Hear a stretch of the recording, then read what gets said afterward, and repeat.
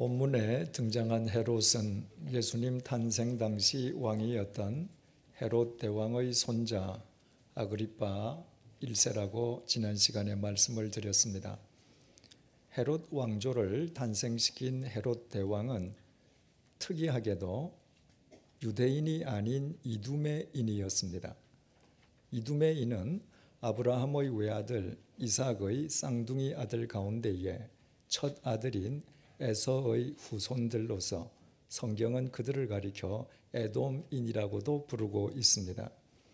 이두메인들은 자신들 역시 아브라함의 핏줄을 이어받은 아브라함의 후손이었기에 자신들과 유대인들을 별다르게 구별해서 생각하지 않았습니다. 하지만 이삭의 두 아들 가운데 둘째 아들인 야곱의 후손만을 유대인으로 간주하는 유대인들의 관점에서 본다면 이두메인들은 유대인과는 본질적으로 다른 이방인이었습니다. 따라서 이두메인인 헤롯 대왕이 유대인의 왕이 되었다고 하는 것은 이방인이 유대인의 왕이 된 것을 의미했습니다. 그것은 누구보다도 혈통을 중요하게 여기는 유대인에게는 있을 수 없는 일이었습니다. 그런데도 이스라엘 역사상 그런 일이 있을 수 있었던 것은 당시 이스라엘이 로마 제국의 치하에 있었기 때문입니다. 태어날 때부터 권모 술수가였던 헤롯 대왕이 로마 황제의 환심을 사서 유대인이 아닌 이방인이면서도 유대인의 왕좌를 차지할 수 있었던 것입니다.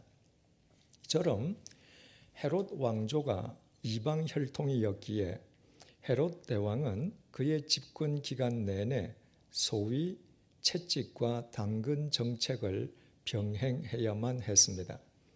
한편으로는 로마 제국의 신임을 잃지 않기 위해서 유대인들로부터 혈세를 짜내어 로마 제국에 상납하면서 이방인인 자신에 대해서 왕권에 도전하려 하는 세력은 철저하게 제압하는 철권 통치를 행하였습니다.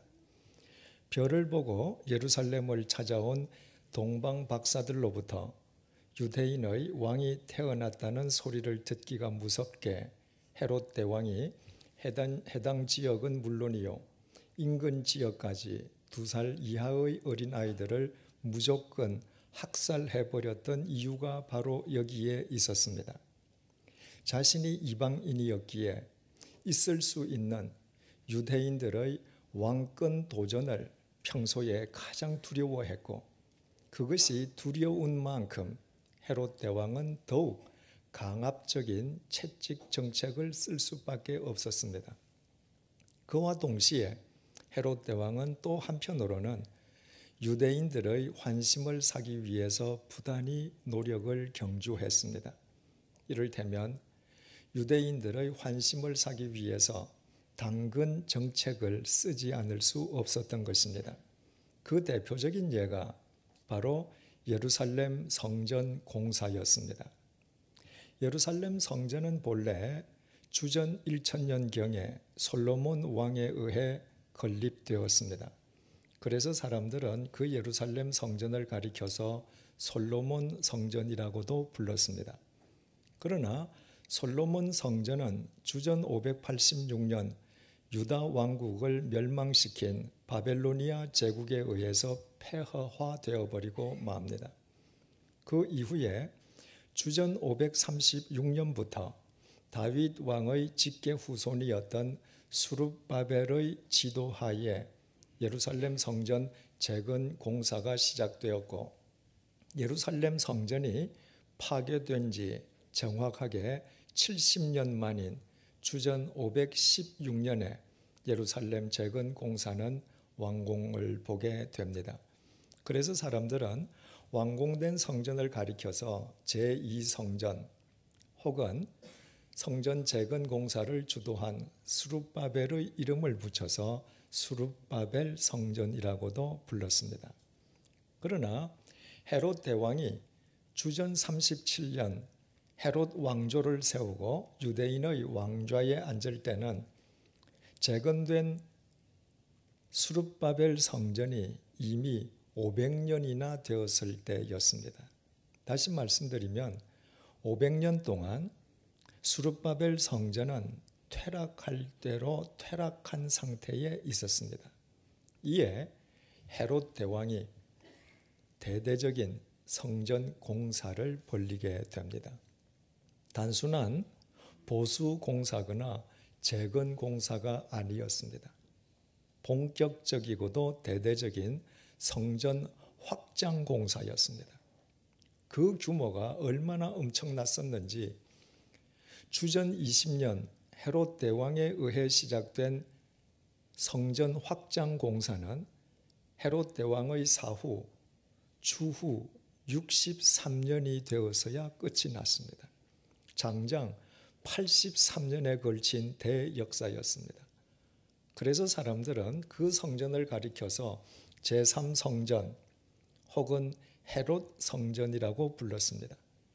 2000년 전에 예수님께서 이 땅에 오셨을 때 직접 방문하셨던 예루살렘 성전이 바로 그때까지 공사 중이었던 헤롯 성전이었습니다. 그러나 헤롯 성전 역시 완공된 지 불과 7년 만에 주후 70년 로마 제국의 티투스 장군에 의해서 돌 위에 돌 하나도 남지 않고 초토화되어 버리고 맙니다. 여하튼 헤롯 대왕이 온 국력을 기울이면서까지 그처럼 대대적인 성전 확장 공사를 시작했던 것은 하나님에 대한 남다른 경외심의 발로가 결코 아니었습니다. 그 이유는 오직 하나, 이방인 왕으로서 유대인들의 환심을 사기 위함이었습니다. 예루살렘 성전을 대대적으로 확장함으로써 성전을 자신들의 생명처럼 중시하는 유대인들의 마음을 확실하게 사로잡아 자신의 왕권을 더욱 공고히 하기 위함이었습니다. 결국 헤롯 대왕이 기뻐했던 것은 자신의 왕권, 자신의 권력에 지나지 않았습니다. 이와 같은 역사적인 배경을 알고 오늘 본문을 들여다보면 그 깊은 의미를 보다 쉽게 이해할 수 있습니다. 1절에서 3절을 보시겠습니다. 그때에 헤롯 왕이 손을 들어 교회 중에서 몇 사람을 해하려 하여 요한의 형제 야고보를 칼로 죽이니 유대인들이 이 일을 기뻐하는 것을 보고 베드로도 잡으려 할새 때는 무교절 기간이라. 이미 말씀드린 것처럼 본문의 헤롯 아그리빠 역시 헤롯 대왕의 손자인 이두메 사람이었으므로 그 또한 자기 할아버지를 본따서 유대인의 왕으로 있는 한 채찍과 당근 정책을 답습하지 않을 수 없었습니다. 본문의 때는 무교절 때였습니다. 무교절은 이스라엘 백성들이 이집트의 노예살이에서 해방된 것을 기념하기 위한 유월절을 포함해서 7일 동안 계속되는 절기로서 이 기간 동안 옛 조상들의 고난을 기리는 의미로 누룩을 넣지 않는 떡을 먹는다고 해서 이 기간을 무교절이라고 불렀습니다. 그런데 해마다 무교절이 되면 예루살렘 성전에서 유월절 제사를 드리기 원하는 유대인들이 온 사방에서 예루살렘으로 몰려들었습니다. 그 숫자가 어느 정도인가 하면 최소한 100만 명 이상이었고 많을 때는 200만 명에 이르렀다고 역사가 요세푸스가 기록하고 있습니다. 고작 몇만 명의 인구에 불과한 성읍에 일거에 100만 명 이상의 대인파가 몰려든다면 그 자체만으로도 가공스러운 사건이 아닐 수 없었습니다. 그래서 예루살렘의 통치자들은 해마다 무교절이 되기만 하면 밀란이 일어날 것을 가장 크게 두려워했습니다. 예루살렘에 삽시간에 100만 명 이상의 사람들이 운집했을 때 유대인들의 종교적 열기와 민족주의적 열기가 서로 맞부딪혀서 상승작용을 일으키면서 사소한 사건도 정치적인 폭동으로 비화될 위험성이 있었기 때문입니다. 빌라도 총독이 예수님의 무죄를 확신하면서도 예수님을 십자가에 못 박아 죽이라는 유대인들의 압력에 굴복해서 마음에도 없이 사형을 선고했던 것 역시 그날 저녁부터 유월절이 시작되기 때문이었습니다. 이미 그때 수없이 많은 유대인들이 동서남북에서 예루살렘에 운집해 있었기에 혹 그들이 정치적인 폭동이라도 일으킨다면 빌라도 총독 자신의 군대로서는 도저히 진압할 도리가 없었습니다. 그래서 빌라도 총독은 유대인들의 환심을 사기 위해서 자기 마음에도 없이 예수님에게 사형을 언도했던 것입니다. 빌라도가 기뻐했던 것 역시 자신의 권력, 자신의 욕망이었습니다. 그래서 빌라도는 이 땅에 인간을 구원하러 오신 예수 그리스도와 얼굴을 맞대면하고 1대1로 이야기하는 은총을 입었음에도 불구하고 자신이 기뻐하는 권력을 지키기 위해 진리이신 예수 그리스도를 십자가에 못 박아 죽여버리고 말았습니다. 헤롯 아그리파 역시 마찬가지였습니다. 무교절이 다가오자 온 각처에서 수많은 유대인들이 예루살렘으로 운집할 것을 예상하면서 헤롯 아그리파는 유대인들에 의한 폭동이 일어날 것을 우려하지 않을 수 없었습니다. 그래서 이방인이었던 헤롯 아그리파는 무교절 기간 동안에 혹 있을 수도 있는 폭동 또는 밀란을 사전에 예방하기 위해서 확실하게 유대인들의 환심을 사두어야 할 필요가 있었습니다. 바로 그 필요의 충족이 야고보 사도에 대한 참수형으로 나타났습니다. 유대인들이 십자가에 못 박아 죽인 예수가 살아났다고 증언함으로 인해서 유대인들이 눈엣 가시로 여기고 있는 그리스도인, 특히 교회의 지도자인 사도의 목을 침으로써 무교절이 시작되기 전에 유대인들의 환심을 살 수 있다고 계산한 것이었습니다. 헤롯 아그리파의 계산은 정확하게 적중했습니다. 유대인들은 야고보 사도가 참수형을 당해 죽은 것을 더없이 기뻐했습니다. 그 사실을 확인한 헤롯 아그리파는 사도 가운데에 우두머리 격인 베드로마저 투옥시켜 버렸습니다. 내친 김에 베드로의 목까지 쳐서 유대인들의 마음을 확실하게 사로잡아두기 위함이었습니다. 이처럼 헤롯 아그리파가 기뻐했던 것은 야고보 사도가 참수형을 당한 것을 기뻐하는 유대인들의 기쁨이 아니었습니다. 헤롯 아그리파가 기뻐했던 것 역시 자신의 왕권, 자신의 권력, 자기의 욕망일 뿐이었습니다. 오직 자신의 욕망만이 자기 기쁨의 근원이요, 동기요, 대상이었기에 헤롯 아그리파는 애당초 진리나 정의와는 거리가 먼 사람이었습니다. 그는 자기 기쁨을 위해서라면 의로운 사람의 목을 치는 것으로부터 무슨 짓이든 서슴지 않고 행할 수 있었고, 자기 기쁨의 논리로 자신의 모든 행위를 합리화시킬 수 있었습니다. 한마디로 자기 기쁨의 논리에 사로잡힌 헤롯 아그리빠는 선과 악도, 의와 불의도 구분할 수 없는 우둔한 인간에 지나지 않았습니다. 이런 의미에서 헤롯 대왕과 빌라도 총독과 헤롯 아그리빠는 모두 다 똑같은 인간들이었을 뿐입니다. 다윗은 시편 37편 4절을 통해서 이렇게 찬양했습니다.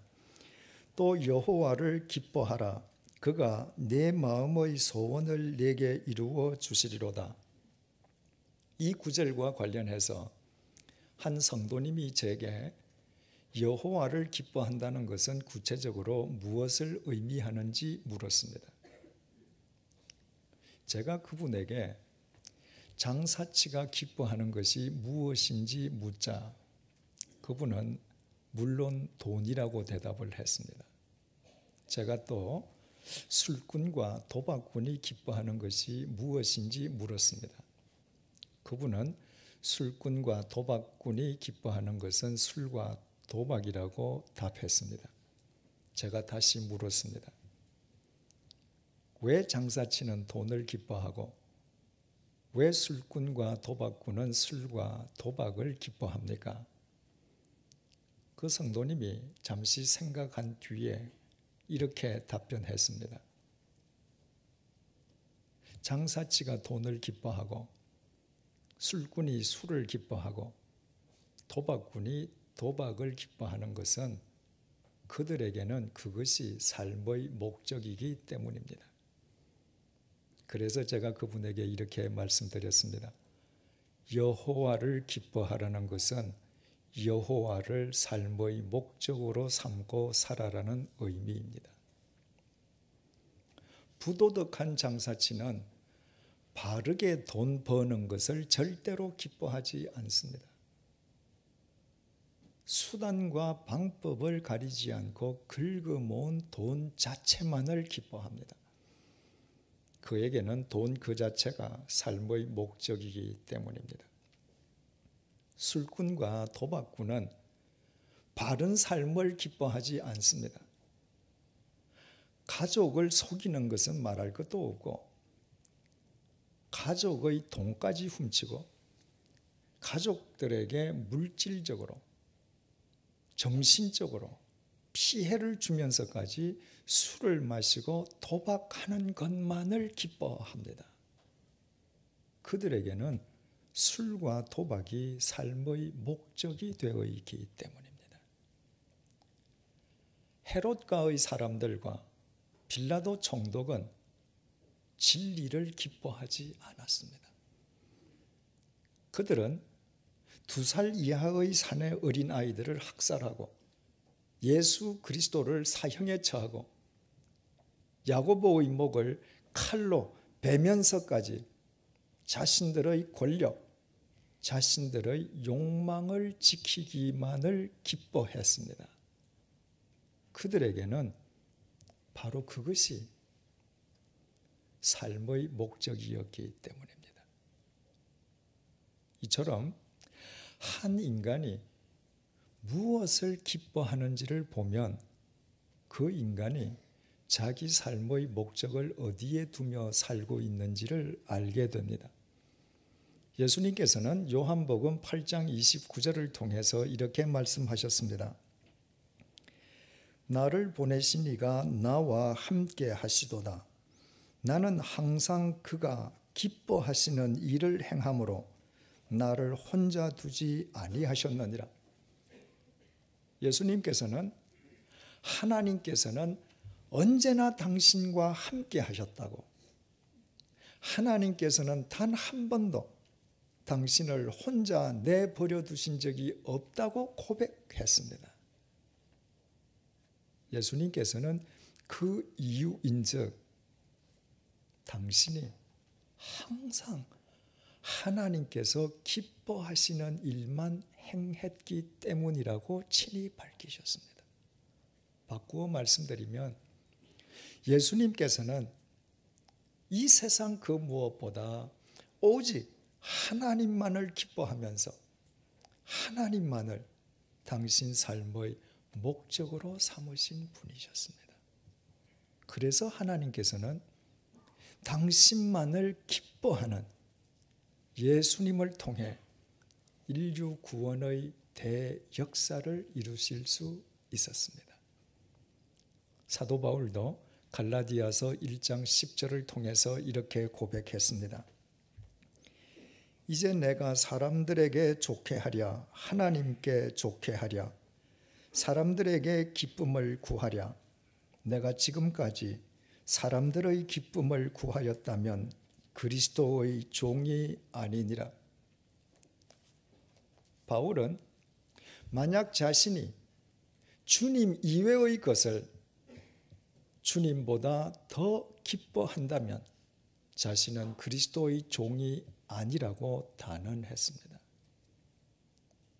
사도 바울은 일평생 이 세상 그 무엇보다도 삼위일체 하나님만을 기뻐하면서 삼위일체 하나님만을 자기 삶의 목적으로 삼는 삶으로 일관했기 때문입니다. 본문의 야고보, 베드로 역시도 이 세상 그 무엇보다 삼위일체 하나님을 기뻐하고 그 하나님을 자기 삶의 목적으로 삼은 사람들이었습니다. 그래서 그들은 자신들이 기뻐하는 그 하나님 때문에 투옥당하고 참수형 당하는 것을 전혀 두려워하지 않았습니다. 자신들이 영원하신 하나님만을 기뻐하는 한 영원하신 하나님께서 영원하신 당신의 생명으로 자신들을 영원히 책임져 주실 것을 믿었기 때문입니다. 그처럼 오직 삼위일체 하나님만을 기뻐한 그들을 하나님께서 당신의 도구로 쓰시고 그들을 통해 인류의 역사를 새롭게 하신 것은 너무나도 당연한 일이었습니다.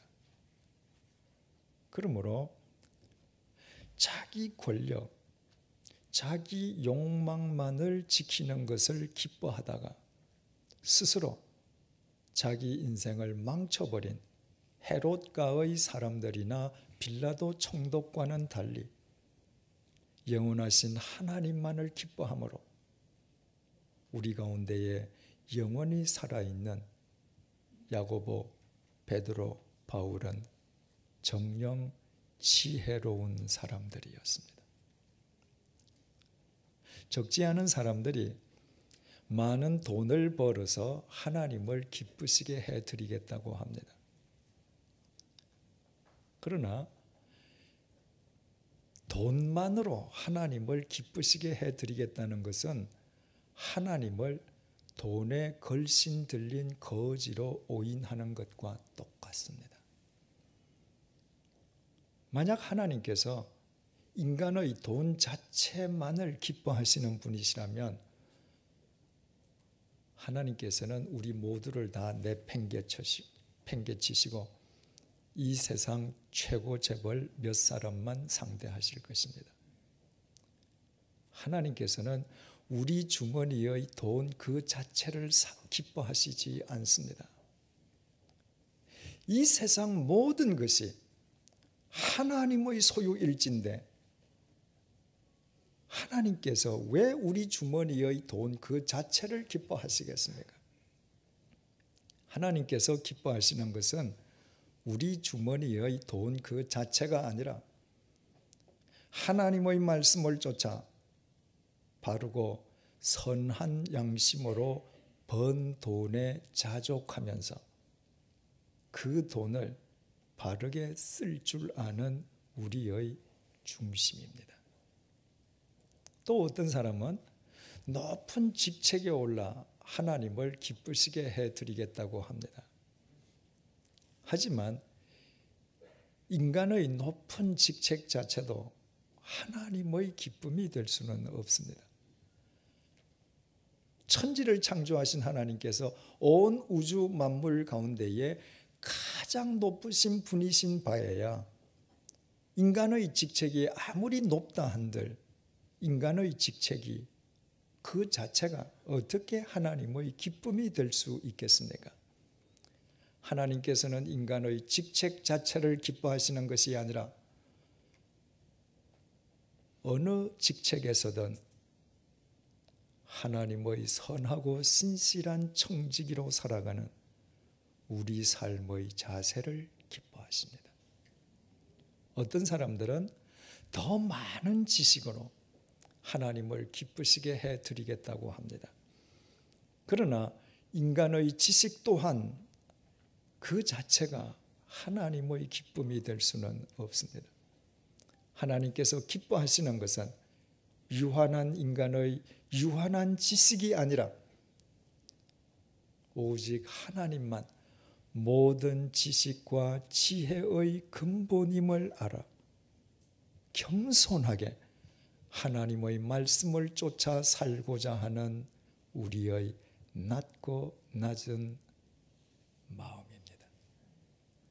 한마디로 말씀드리면 하나님께서 기뻐하시는 것은 이 세상 그 무엇보다도 하나님을 기뻐하면서 하나님을 자기 삶의 목적으로 삼는 우리 자신입니다.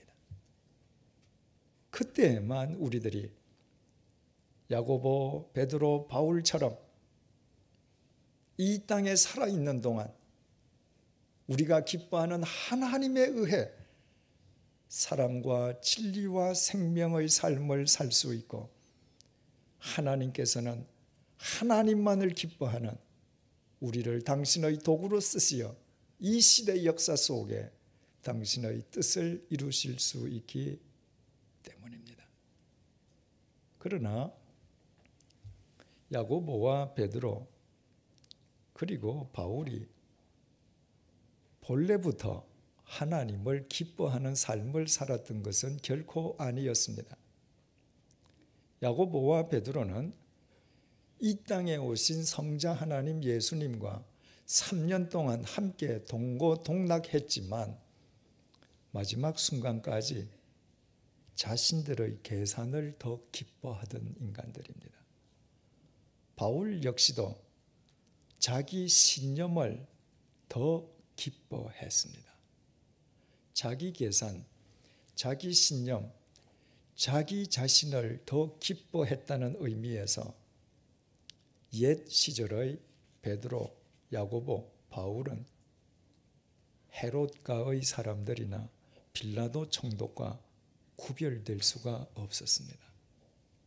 그럼에도 불구하고 그들이 헤롯가의 사람들이나 빌라도 총독과는 달리 이 세상 그 무엇보다도 하나님만을 기뻐하고 하나님을 자기 삶의 목적으로 삼을 수 있었던 것은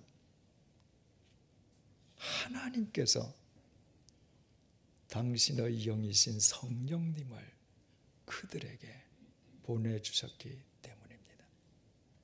오순절날 야고보와 베드로에게 성령님께서 임하셨습니다.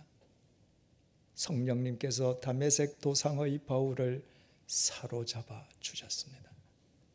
그들이 성령님께서 자신들에게 임하시도록 그 어떤 노력이나 수고도 행한 적이 없었습니다.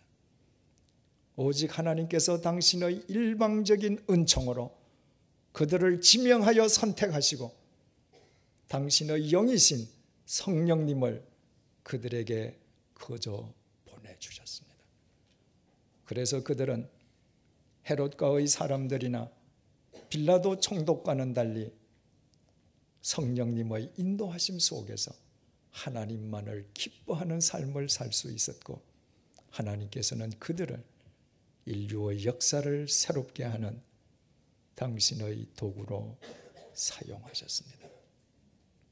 2000년 전 야고보와 베드로, 바울에게 임해 주셨던 그 성령님께서 이미 우리에게 임해 계심을 믿으십니까? 성령님께서 이미 우리에게 임해 계시기에 우리가 한 번도 뵌 적도 없는 2000년 전 지구 반대편을 거쳐간 나사렛 예수가 우리의 구세주 되심을 우리가 믿을 수 있게 되었고, 예수 그리스도 안에서 하나님을 아빠 아버지로 부르는 하나님의 자녀가 될 수 있었음을 믿으십니까?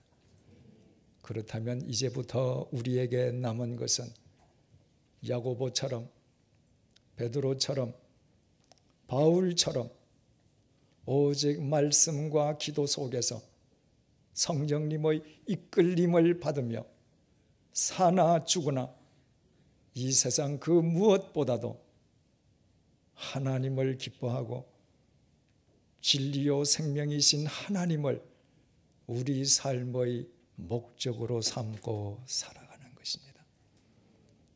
그때에만 이 땅의 크리스천 정치인들은 대중의 인기에 영합하기 위해서 자기 영혼을 파는 어리석음을 버리고 오직 하나님의 공의 위에서 모든 위협과 위험으로부터 이 나라를 바르게 지키고 이끌어갈 수 있습니다. 그때에만 이 나라의 크리스천 공직자들은 예수 그리스도 안에서 명실공히 국민을 섬기는 국민의 모습이 될 수 있습니다. 그때에만 이 땅의 크리스천 기업인들은 돈을 목적이 아니라 수단으로 삼으면서 하나님의 선하고 신실한 청지기로 살아갈 수 있습니다. 그때에만 이 땅의 크리스천 교육자들은 인간의 영혼과 인격을 바로 세우는 진정한 스승이 될 수 있습니다. 그때에만 우리 모두는 한 사람이라도 더 많은 영혼을 살리고 마땅히 사랑해야 될 사람을 사랑하면서 이 세상을 새롭게 하는 우리 시대의 야고보, 베드로, 바울이 될 수 있습니다. 무엇보다도 우리가 성령님의 빛 속에서 하나님을 기뻐하고 하나님을 우리 삶의 목적으로 삼을 때에만 감옥에 투옥된 베드로가 참수형을 당하기 전날 밤 그 절박한 마지막 순간에서조차 평안하게 잠을 잘 수 있었던 것처럼 우리는 어떤 상황 속에서든 참 평안을 누릴 수 있습니다. 참 평안은 밑에서부터 혹은 옆에서부터 오는 것이 아니라 언제나 위로부터 오직 하나님으로부터만 내려오기 때문입니다. 기도하시겠습니다.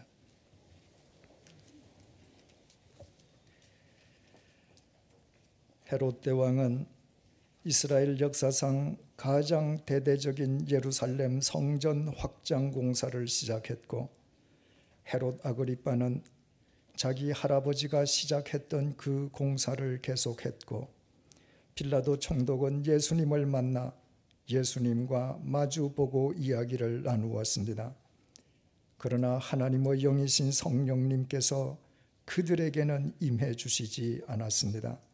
그 결과 그들은 자신의 권력, 자신의 욕망, 다시 말해 자기 자신만을 기뻐하느라 어린아이들을 학살하고 예수님을 사형에 처하고 야고보에게 참수형을 내리면서까지 스스로 자기 인생을 망치는 우둔한 삶을 살고 말았습니다.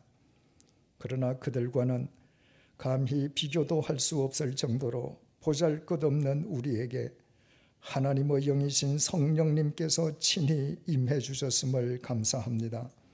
성령님께서 우리로 하여금 2000년 전 지구 반대편을 거쳐가신 예수님을 우리의 구세주로 믿게 해주시고 예수 그리스도 안에서 하나님의 자녀로 불러주심을 감사합니다. 오늘 뜻깊은 성령 강림 주일을 맞아 성령님께서 우리에게 임하셨음이 우리의 공로나 우리 노력의 결과가 아니라 철저하게 하나님의 선물이요 은총임을 재확인시켜 주셔서 감사합니다. 이제부터 우리 모두 말씀과 기도 속에서 성령님께 이끌려 살면서 오직 하나님만을 기뻐하는 이 시대의 야고보와 베드로 그리고 바울이 되게 해 주십시오. 성령님의 인도하심 속에서 하나님만을 기뻐하는 우리로 인해 이 나라가 모든 위협과 위험 속에서도 하나님의 공의 위에 더욱 든든하게 세워지게 해 주십시오. 성령님의 빛 속에서 하나님만을 기뻐하는 우리로 인해 우리의 가정과 일터에 진리와 생명과 사랑이 넘치게 해 주십시오. 무엇보다도 성령님의 이끄심 속에서 하나님을 기뻐하는 우리 자신이 어떤 상황 속에서든 세상이 줄 수 없는 참된 평안을 누리며 살게 해 주십시오. 예수님의 이름으로 기도드립니다. 아멘.